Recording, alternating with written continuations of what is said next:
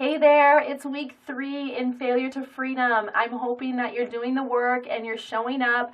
And if you have any questions, always feel free. Make sure you send me that message and I'd be happy to respond, and make sure you're having the best experience possible.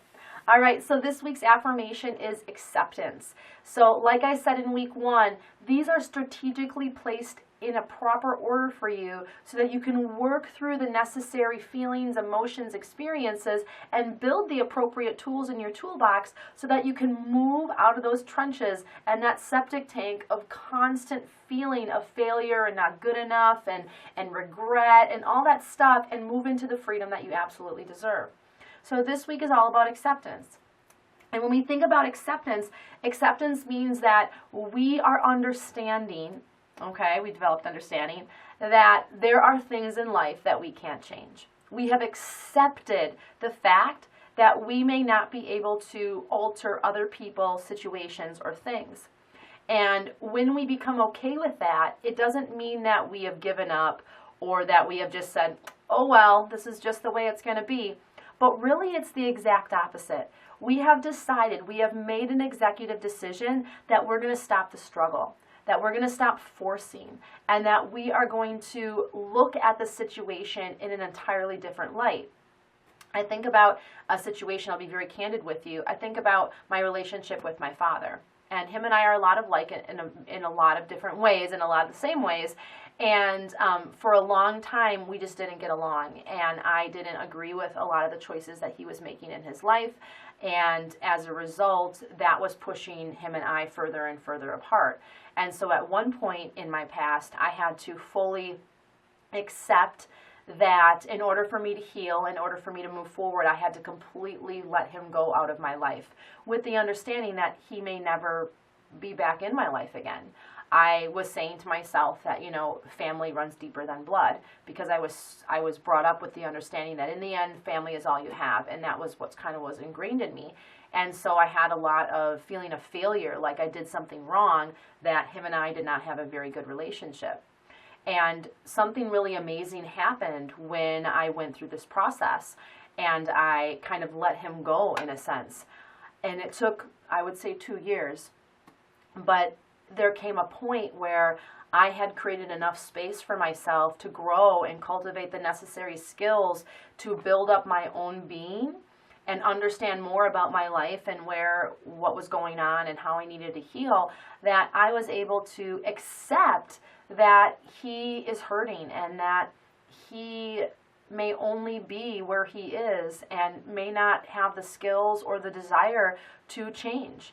And I came to a place where I was okay with that, and that it's not my job to change him. It's not my job to change anybody, but I can change myself. And I can choose to surround myself with people that build me up, people that are safe, people that are healthy.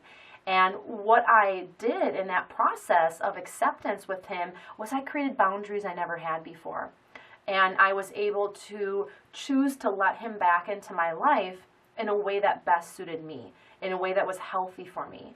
And that was a really powerful experience for me, and I think about that often. And it's been several years now, and him and I do have a relationship, but it's a relationship that is on my terms. It's a relationship that says certain things are okay and certain things are not okay. It's a relationship that if I don't agree with something, or something is not acceptable for me, or I don't feel it's safe for my children, I don't do it. And so in that accepting of him who he is, I've also been able to stand up for myself in what I don't think is acceptable. And that was something I didn't expect. And I think with that relationship, I've also developed a lot of compassion through understanding his situation and through accepting the way that he is. I have developed compassion that he's hurting, that he only knows what he knows, that his physical body is in so much pain on a daily basis. I can't even fathom how difficult that is. And those are the moments I try to remind myself of. And with that comes compassion. With that acceptance comes compassion, because I would never be able to walk probably 5 minutes in his shoes. And I think for so many of us, it's so important that we bring ourselves to those places with those pivotal people in our lives, instead of just hating them and disowning them and saying no. And I did that for a while, and that was necessary for me, but then there came a point where that's not what I wanted. I didn't want him to not be in my life.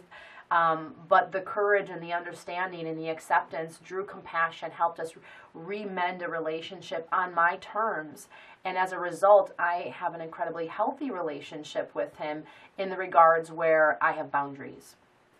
So when we think about where is it that I need to accept in my life, please don't look at that acceptance as failure. Don't look at it as that you're accepting things that you don't agree with, that don't jive with you, that you don't like, but rather you're accepting things as they are, and an understanding that you can now see what you can and can't control.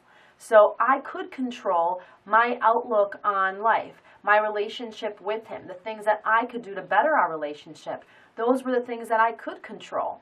And so I want you to look at your relationships and your life and your situations and see if you can do some self-reflecting in those regards to today and the next few days, building up with the tools that you've cultivated in the past 2 weeks of courage and understanding. All right, you have a lot of work to do this week. So keep showing up every single day, work with the journaling, work with your mini practice. If you need to rewatch this video every day, I'll be here for you, and I can't wait to hear how it goes. From my heart to yours, from my soul to yours, I'll see you inside. Namaste.